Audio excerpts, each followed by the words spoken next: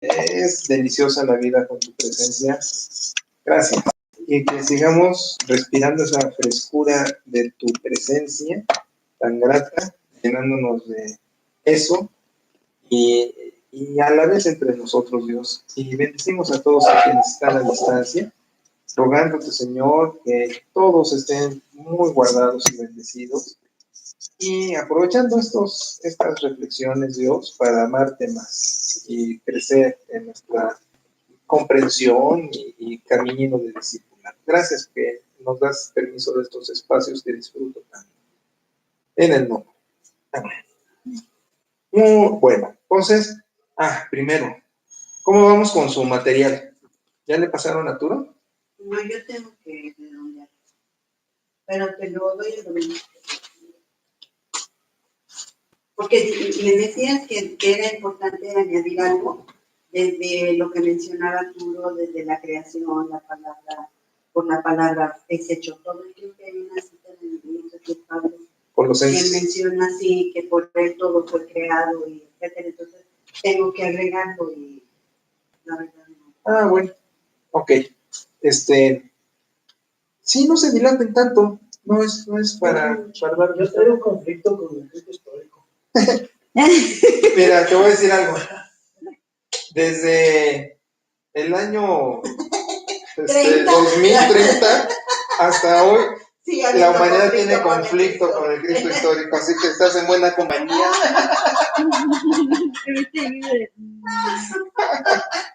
Es que una corriente defiende, pero lanza estas pruebas son contundentes y otros dicen, espérate, quítale la fe. ¿Y cuáles pruebas contundentes hay? Y los dos defienden. Sí. Y ahí estoy yo, ¿qué es cuál de los dos? Sí, mira. Hola. Ahora, vamos a tener unos minutos con eso, porque es muy interesante. Cuando estamos en la sección de teología sistemática, en cristología, precisamente Jesús, su persona, que les dije, no se puede separar persona de obra, es lo mismo, pero por efectos de estudio hablamos de cristología y soteriología.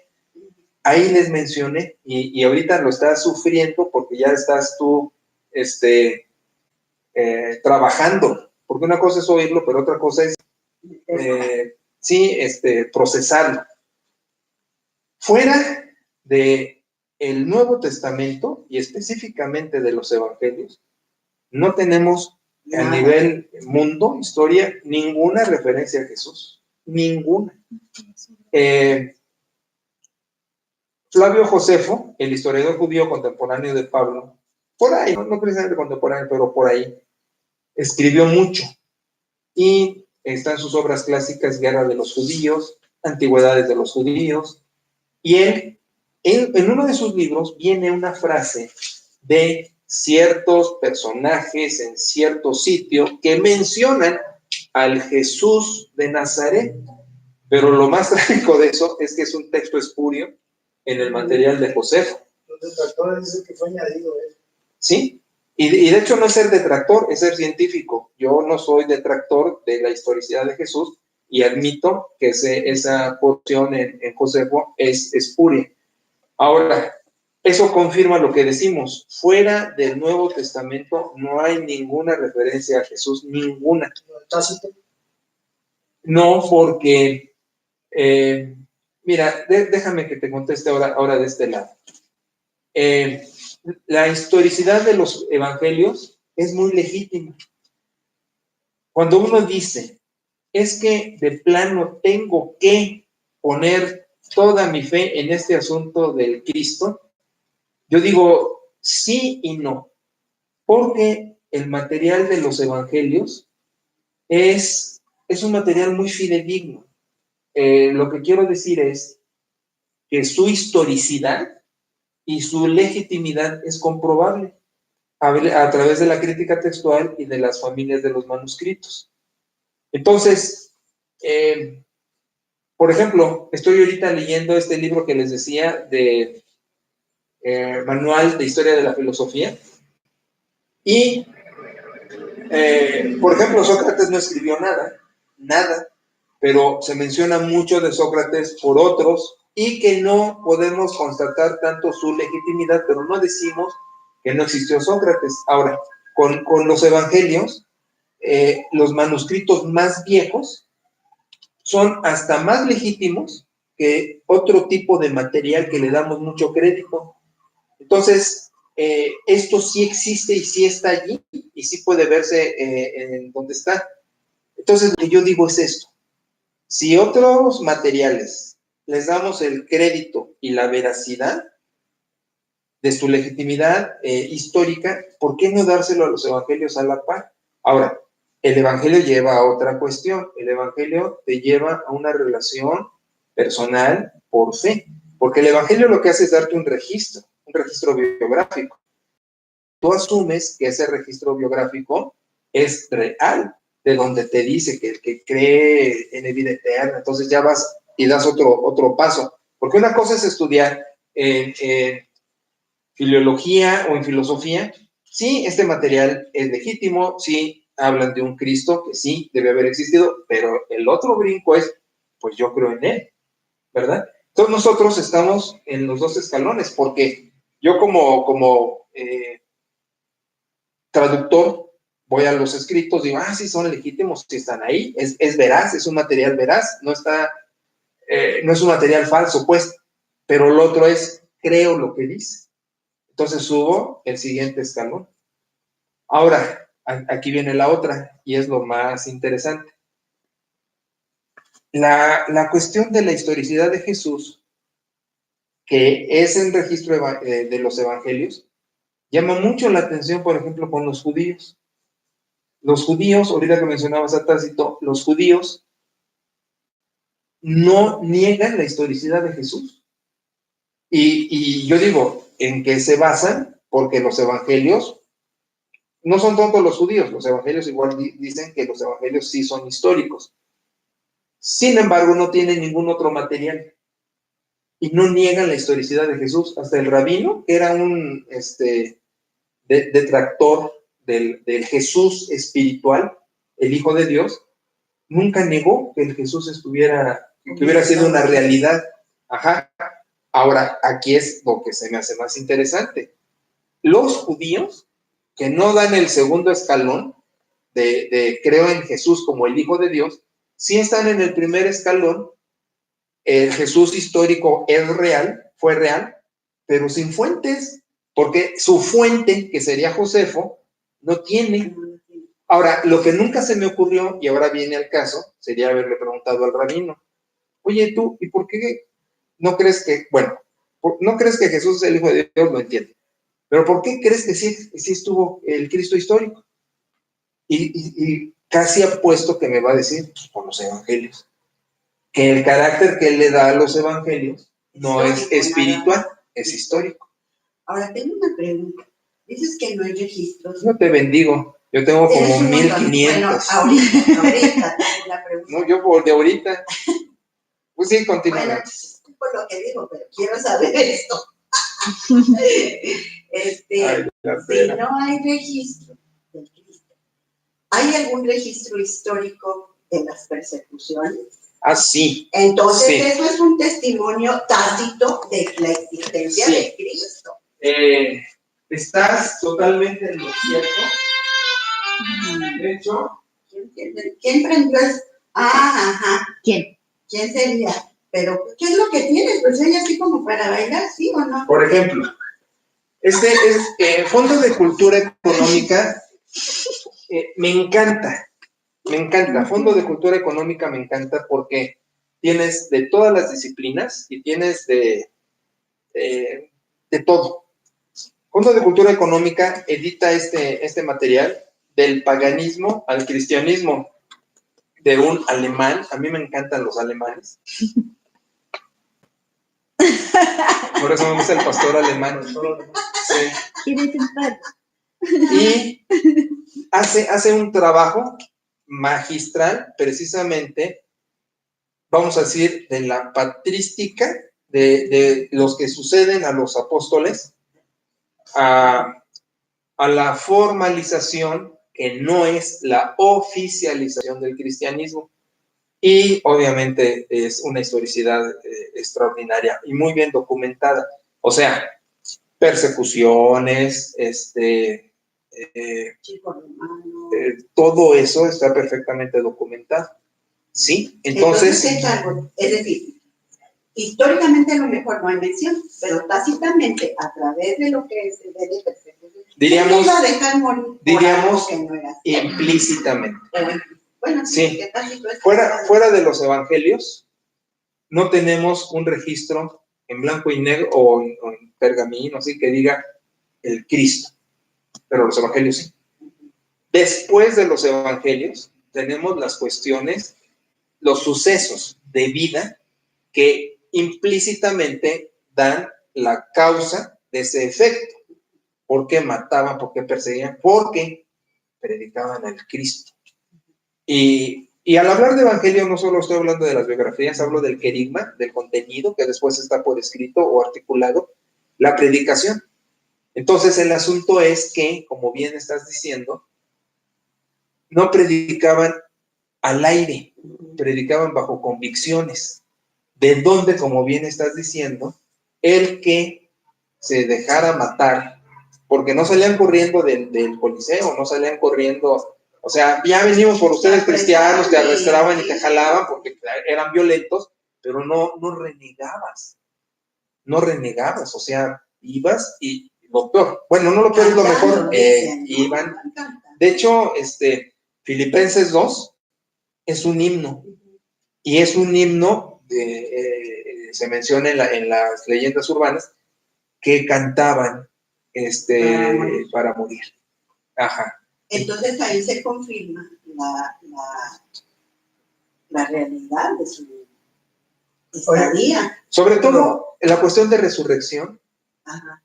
Los tres grupos sociales, romanos, judíos y creyentes. Buscaban el cuerpo. Sí. Este Cristo no tuvo forense, no hubo aquí está el cuerpo, no estuvo. Y entonces el tercer grupo, los creyentes, que no pudieron robarlo, que no pudieron esconderlo, y sí se dejaban matar porque lo habían visto. Y los que lo habían visto le predicaban a los que no lo habían visto. Y lo creían, es lo que les digo, que la comunidad de la iglesia es muy chismosa. Y eso es una ventaja como desventaja. O sea, se hubiera sabido que había sido un mito. No era posible haber predicado una mentira y sostenerla como tal. Y hasta hoy día. Oye, yo tengo otra cuestión.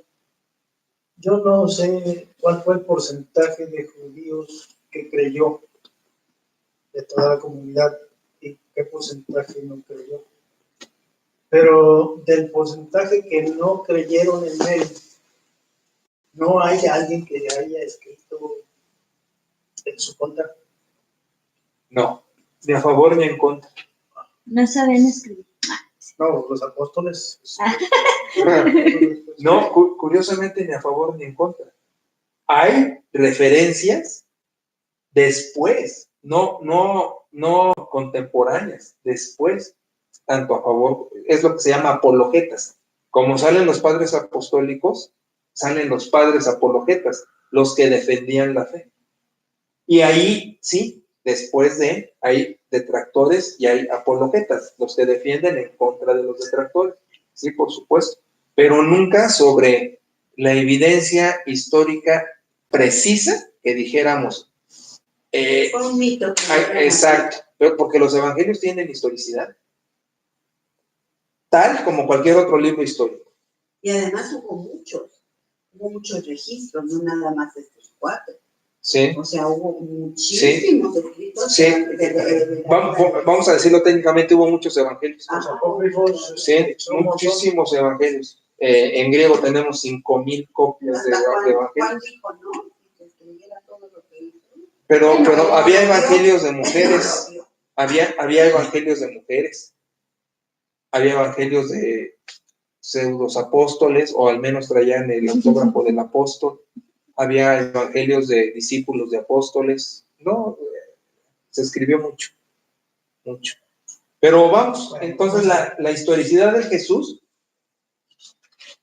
es histórica, vaya las expresiones, por los evangelios, que son históricos, no son ficticios, que pasan las pruebas debidas de antigüedad, de legitimidad, las copias más viejas.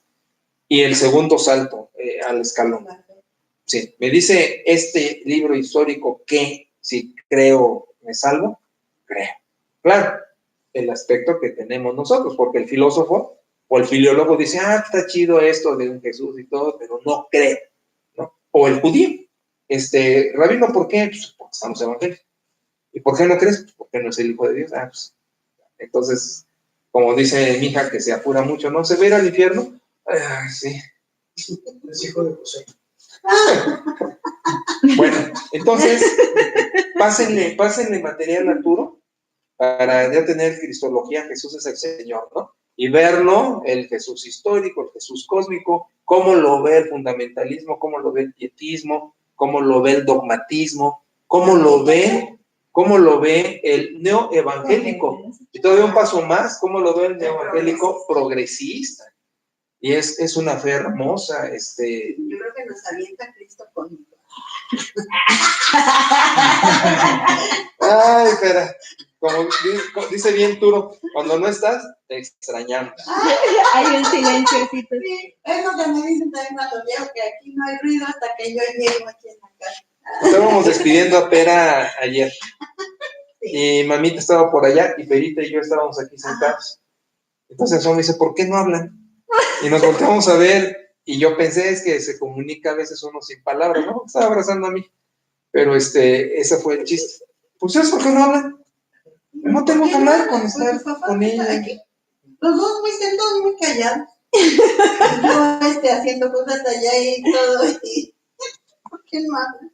Dice el capítulo 5 de Gálatas, ahora vamos a vernos bien espirituales. Anda. Para satisfacción de Turo. No, Turo. ¿Qué satisfecho me siento de tus preguntas, Turo, de tus dudas, de tu reflexión, porque son los brincos al crecimiento. Y como bien dijiste, ¿no? Dijiste un día, yo iba a estar pensando que iba a estar leyendo y haciendo estas cosas, pues mucha gente de la Biblia, muchos protagonistas, en una edad madura, Dios los emboleta y para empresas muy singulares. O sea, nunca hay caducidad en uno. Y de hecho, la gente más relevante era la gente madura. Había chamacos, pero maduros Dios empleó para colaborar con él. Dime. Pregunta, yo estoy leyendo ahorita en devocional, en el libro de Hechos. Y entonces encuentro aquí que hablaban en el Concilio de Jerusalén y que decían los ¿Judaizantes? Ajá, si no se circuncidan conforme al rito de Moisés, ahí están hablando de ley. Esos, no, de la práctica, de la costumbre. La palabra rito es ethos. Ajá. Lo que hemos venido diciendo de ética. Ajá. Y Moisés, qué inteligente observación. Es la revoltura, porque una cosa es el pacto. Exacto. Desde ahí empieza la revoltura. Porque, como vimos ya aquí exhaustivamente, son dos cosas. La señal del pacto no es una cuestión, o sea, sí lleva legalidad, porque Dios lo pide, quiero que se circuncide como señal del pacto, pero son cosas distintas, una señal que una legislación. Si pudiera explicarme, yo diría, la señal dice, no te estaciones aquí.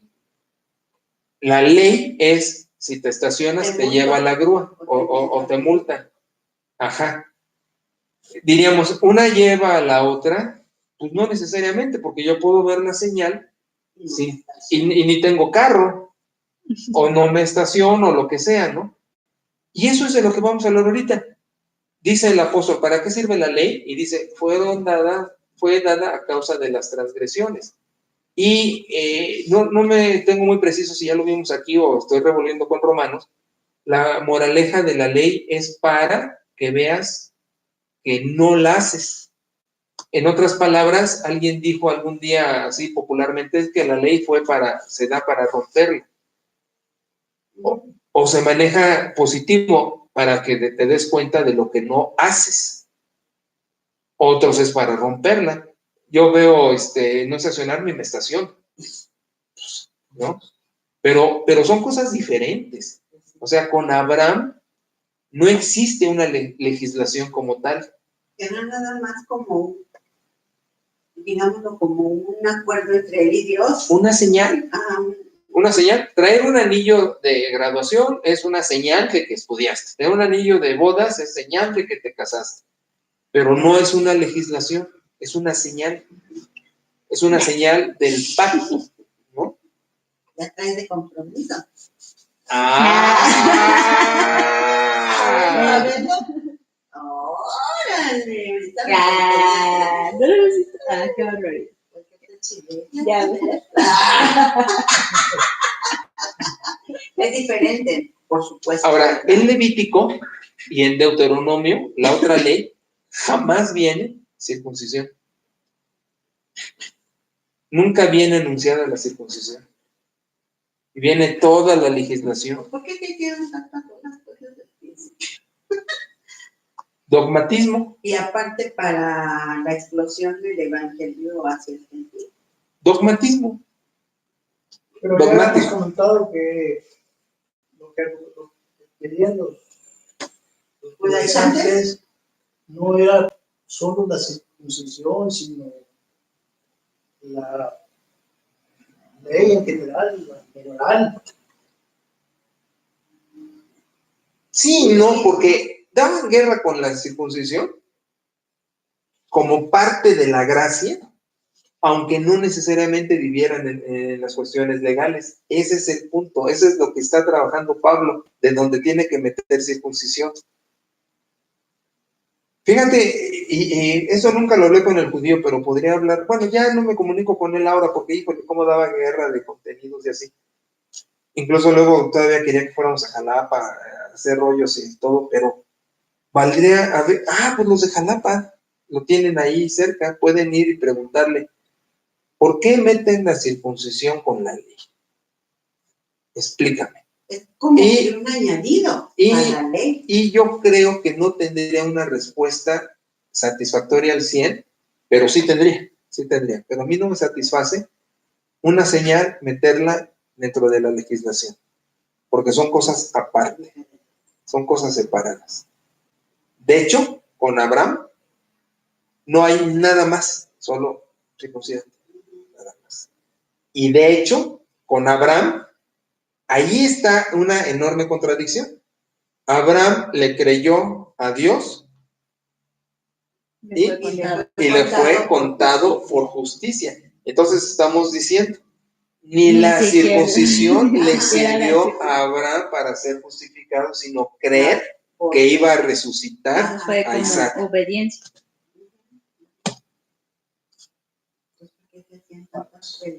Bueno, ya dijo Turo papas, así que continuamos. O sea, hacia adelante. Sí, porque hablando de lo mismo, vamos a entrar a una cosa muy interesante. Les estaba yo comentando que dice el verso 16, paseen en el espíritu, ¿verdad? Pasear en el espíritu como una cuestión de disfrutar la libertad que tienes en Cristo. Porque terminaba diciendo precisamente en el 13, tienes la libertad, ¿no? Ahora, dice en el 13, no la uses para ocasión para la carne. Y dice de vuelta en el 16, no por la carne. Ahora, lo interesantísimo aquí, y sí lo chequé hace rato que estaba viendo también el pasaje del sermón, es, y coincido, porque no se lo fusilé, pero coincido con un exégeta que trabaja el griego y que trabaja los pasajes, entonces a ver qué dice porque me quedé así, coincidimos. Está usando como sinónimo de carne ley. Miren, esto les decía yo el otro día, y sobre todo por lo que vamos a entrar. Entonces, de la ley es la fornicación, los chismes, sí. Miren, en el capítulo 3, cuando empieza esto del Espíritu se recibe por fe, dice en el verso 3, Comienzan por el espíritu y terminan por la carne. Ahora, ahí se puede ir uno con la finta de que carne es sinónimo de inmoralidad. Carne, el término es sarx, y sarx sí habla, voy a expresarlo, de lo corriente de la carne. ¿Qué es lo corriente de la carne? Sarx es el cuerpo en una, ¿cómo se llama donde te hacen la autopsia? Forense. El cuerpo, donde están los forenses, pero yo lo ejemplifico más porque sarx nace de ver los animales destazados en la carnicería. Creo que eso lo prediqué en México, no sé si te acuerdas, que dije, es que sarx es la carne cruda y... Colgada de los ganchos de la carne. Ahora colgada, en aquel tiempo no era necesariamente así, la salaban porque no había refri para que durara, pero a la hora de destazar, de quitar la piel y los pelos y eso, está el cuerpo, la carne, ándale, eso es, así que atrae a las moscas y huele. Sarx es eso. Sarx es eso. ¿Y eso dice que se hizo Jesús? Sí, Geneto Logo Sarx. Sí. Ahora, parezco una cómica que salía en la tele, sí. Entonces, el asunto a lo que voy es, en el capítulo 3, del 1 al 3, está haciendo la comparación de vivir en el espíritu, lo que estamos diciendo ahorita, pasear en el espíritu o andar en la carne. Y se refiere aquí a carne por la cuestión legal. Fíjense cómo usa como sinónimo el versículo 5 de ley para en el versículo 3, carne. Dice, empiezas por fe y acabas por carne. Y luego en el 5 dice, ¿sigues las obras de la ley o el oír con fe?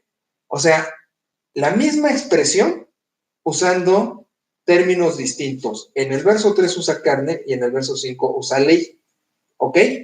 Bueno, empezando ahí. Y luego en el capítulo 4, cuando está hablando de Sara y Agar, ya para terminar el capítulo 4, dice que el que había nacido según la sarx, según la carne, perseguía al que había nacido según el espíritu. Y termina en el verso 31 diciendo, no somos hijos de la esclava, sino de la libre. Lo que está asociando aquí es la esclavitud del legalismo, pero también lo define como sarx, como carne. Bueno, entonces, para no entretenernos más, ya entrando al episodio que les estoy diciendo, capítulo 5, verso 16, digo pues, paseen en el espíritu y no satisfagan las sarx, estamos hablando la ley. Ahora, si la sarx es una carne cruda, fea, lo que está diciendo al decir carne por ley es que es muy inmundo querer ser moralista sin ser espiritual, exacto. Y eso te hace apestar como una carne de carnicería. Si me estoy explicando, es lo que he ilustrado de otros modos cuando decimos que el individuo que se va con la finta de la moral es como el que entra a trabajar en la cañería y sale de trabajar en la cañería y solo se pone ropa limpia, sin haberse bañado y echado desodorante, perfume y eso. Es exactamente esto, porque en Cristo el Espíritu que te da libertad te fumiga.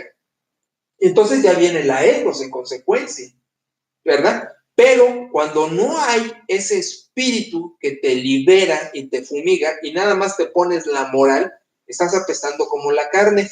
Entonces lo que está diciendo es legalismo igual a carne, carne igual a legalismo. Ahora, ¿por qué? Porque al andar en la carne o al andar de modo legalista, te hace un engreído. El ejemplo lo tenemos en Lucas 18, cuando está el fariseo con el mendigo. Te doy gracias que no soy como porque yo cumplo, y al decir lo que cumple, está cumpliendo la ley.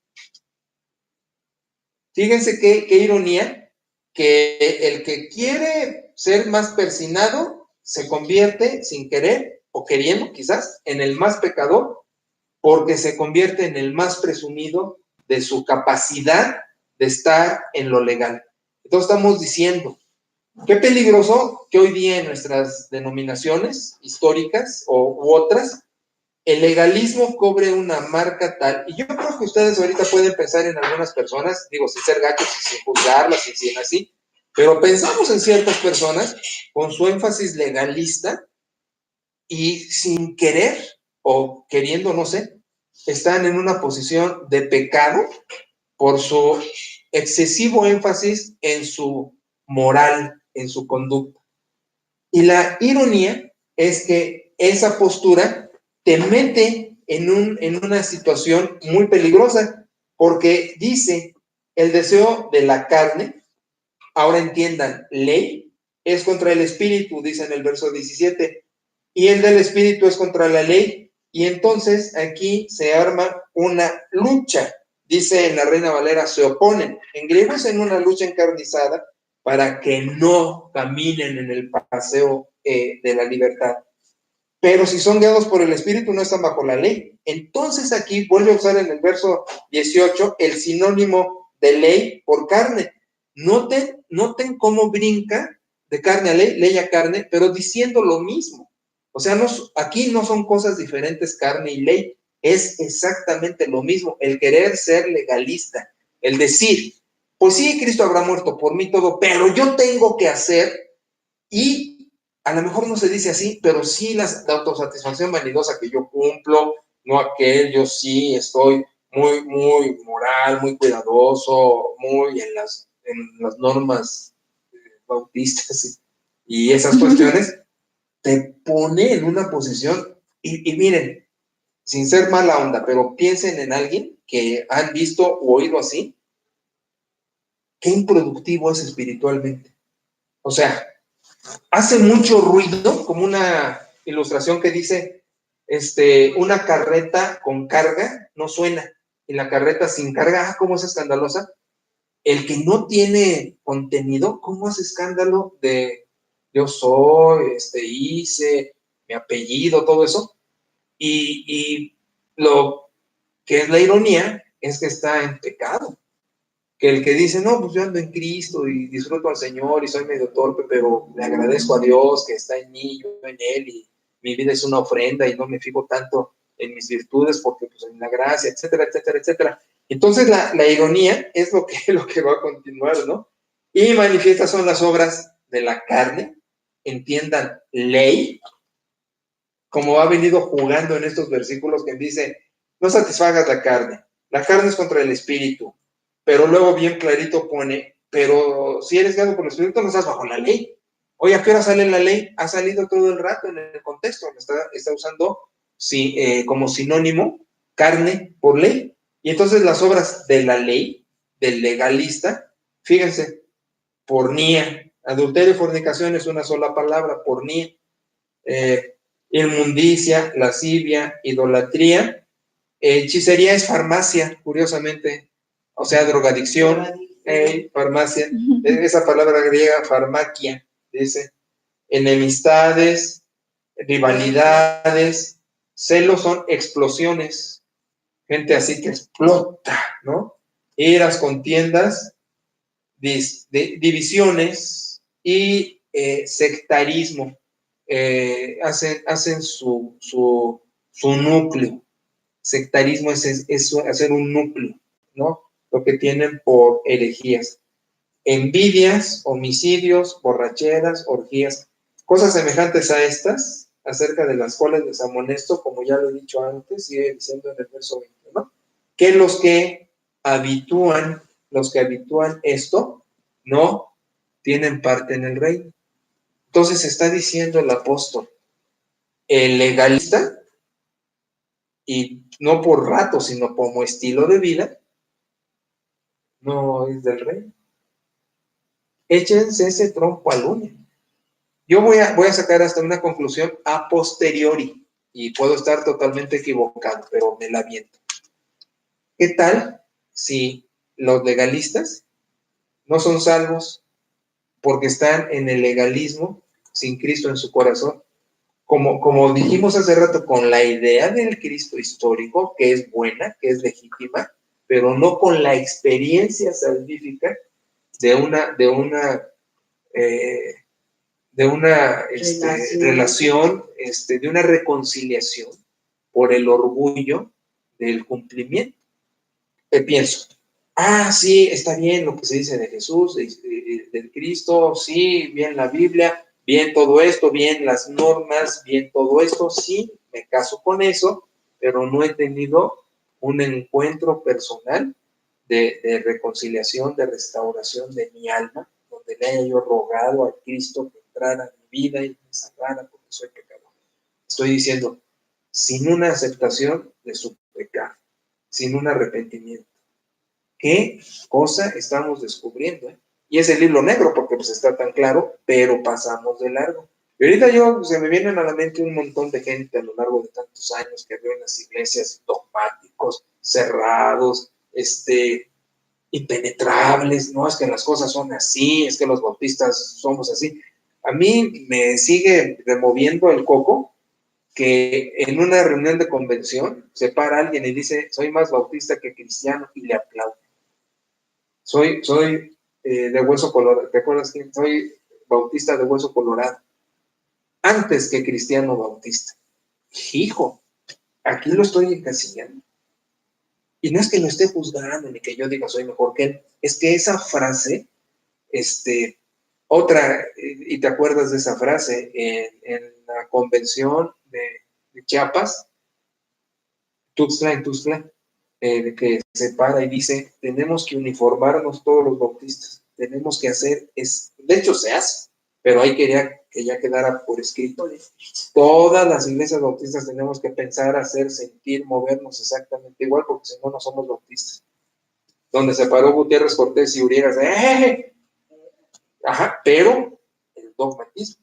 Entonces, estamos diciendo, o sea, esto llega al pelo de decir que hay mucha gente en las denominaciones, no solo voy a meter la nuestra, que no son salvos y que son líderes y vanguardistas.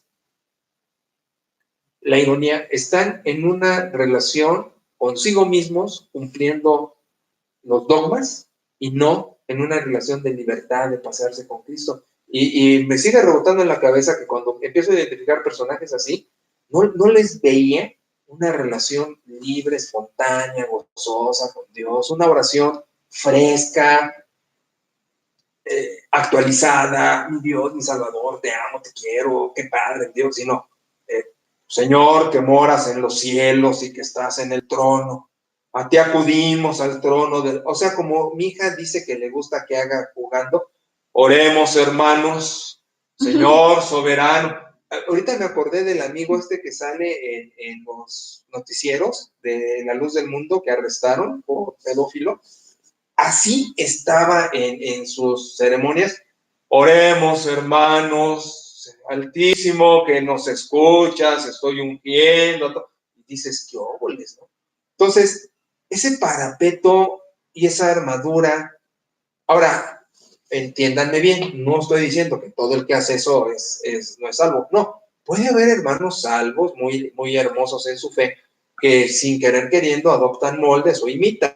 Ha habido pastores muy carismáticos que han tenido discípulos que los imitan hasta cómo se paran y hablan. No me refiero a eso, pueden ser muy, muy auténticos, pero el peligro de caracterizar la fe y hasta ser un personaje como de novela o de cine, espiritual, dogmático, y esto se hace, esto no se hace, y Dios manda, prohíbe, quiere, y estar en una situación sin Cristo en el corazón y de inmundicia, porque está diciendo, el legalista, voy a parafrasear a Pablo, está más expuesto que nadie a fornicación, Híjole. Oye, pero ¿qué pasa? Si partimos de que la salvación no se pierde, y alguien que ya hizo profesión de fe y aceptó a Cristo en su corazón, y de repente dice, yo soy salvo de todos modos, entonces puedo hacer cosas absurdas. No. Y es lo que continúa, más el fruto del Espíritu Y este es el tema de hoy, fíjense apenas. Porque el tema es este, y vamos a cranearle para dentro de 8 días. Adrede de lo que acabas de decir, ¿no? Yo te amo. Divórciate de Lulú, cásate conmigo. Tú. Mira, el planteamiento entonces es este. Esa observación nos mete a esto. ¿Son o no son? No, al revés, ¿somos o no somos? ¿Hacemos o no hacemos? Ahí te va, y ahí te va por este lado. ¿Hasta dónde entra tu intervención y la de Dios para tu vida espiritual? Si estamos diciendo que el legalismo es arx, entonces, ¿en qué momento tu espiritualidad es legalista? No estoy diciendo, cumplamos normas, seamos dogmáticos, pero que en tu modo de ver tu espiritualidad estés en una ethos legalista aún en supuesta libertad. Lo que estoy diciendo es, tu vida de cristiano es tuya de tus fuerzas, de tu esfuerzo, de tu esmero, de tu compromiso, de tu capacidad, de tu inteligencia, o es de Dios. No, pues Señor, ten de mi misericordia. Sí, ¿me captas? Soy pecador. Pues sí somos dogmáticos. Sí, Turo. Sí lo somos. Sí lo somos. Y entonces aquí viene la pregunta. ¿Hasta dónde es tú? ¿Hasta dónde eres tú? ¿Y hasta dónde es Dios en tu ethos?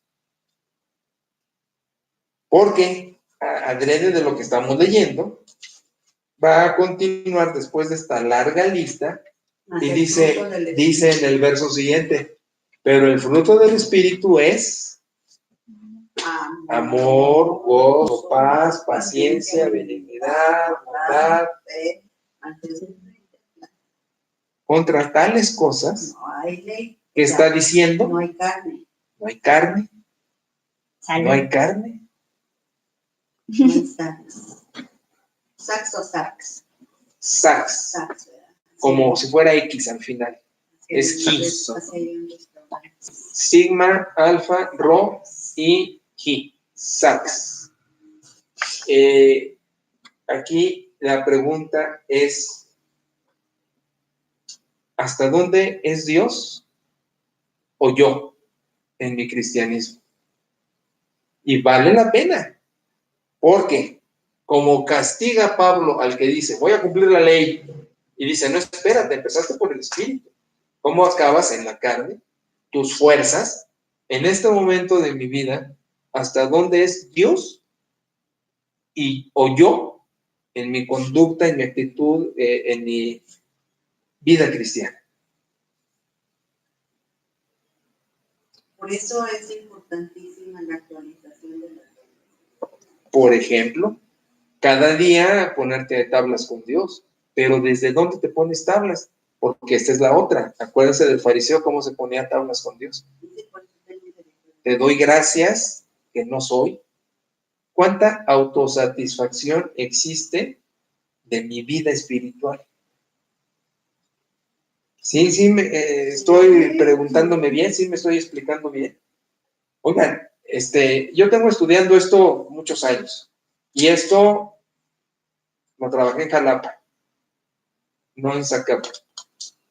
En Zacapu iba con toda la Biblia, y en Jalapa estoy haciendo lo que aquí, Lucas, Hechos, para partir de ahí a las cartas. Y aquí estamos en las cartas antes que Lucas y Hechos. Pero lo he trabajado muchos años. Hoy me sigue rebotando, ¿no? Y sobre todo esta aplicación. ¿Hasta dónde son mis fuerzas y hasta dónde es Dios en mi ethos, en mi vida espiritual? ¿Qué tanto hago por costumbre, o qué tanto hago por costumbre, por Dios, acostumbrándome a mí? Esa es la paradoja, porque no puede haber sax.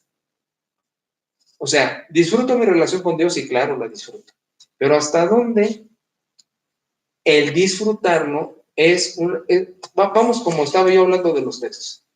¿Hasta dónde creo en el Cristo histórico como tal y hasta dónde tengo fe en el Cristo histórico como mi Salvador? Eso lo paso a la ethos. ¿Hasta dónde es mi gusto por las cosas de Dios y hasta dónde es Dios como el centro y la fuente de todo?